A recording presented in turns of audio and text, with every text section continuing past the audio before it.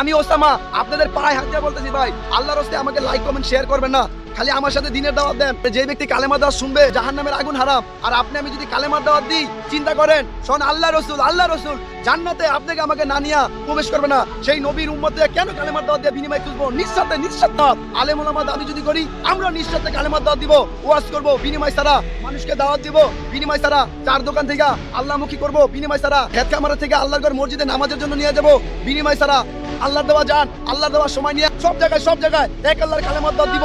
আপনি বলেন আমি যদি আল্লাহ রসুলের কথা বললা, জান্নাত জাহান্নামের কথা বললা, যদি একটা লাইক কন্টাক্ট করে যদি 10,000 20,000 বা 1 লাখ টাকা নিই, তাহলে আল্লাহর কথা মানাইলো? শোন আল্লাহ বলছে সূরা মায়দার ভিতরে, একটা শস্য বলনের বিনিময়ে তোমরা আমার কথা বললা, দিনের কথা বললা নিও না। সূরা ইয়াসিনের ভিতরে বলছে আল্লাহ রসুল জান্নাত জাহান্নামের কথা বললা, যারা বিনিময় খুঁজে না তারা হেদায়েত করো, তোমরা তাদের অনুসরণ করো।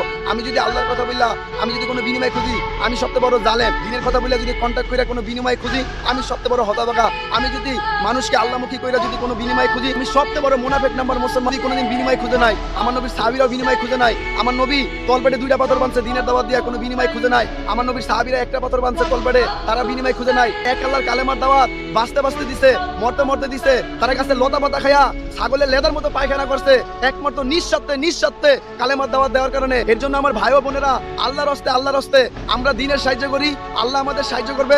আসমান আমার হয়ে যাবে, জমিন আমার হয়ে যাবে, পানি আমার হয়ে যাবে, সবাই ইজ্জত দিবে, ইজ্জত আল্লাহ দিবে, সম্মান আর সম্মান দিবে, যা দিবে, বরকত আর বরকত দিবে। যখনই আল্লাহর গোলামি নিঃস্বার্থে করবেন, লা ইলাহা ইল্লাল্লাহ মুহাম্মাদুর রাসূলুল্লাহ, আল্লাহ সারা জাহানের বাদশা।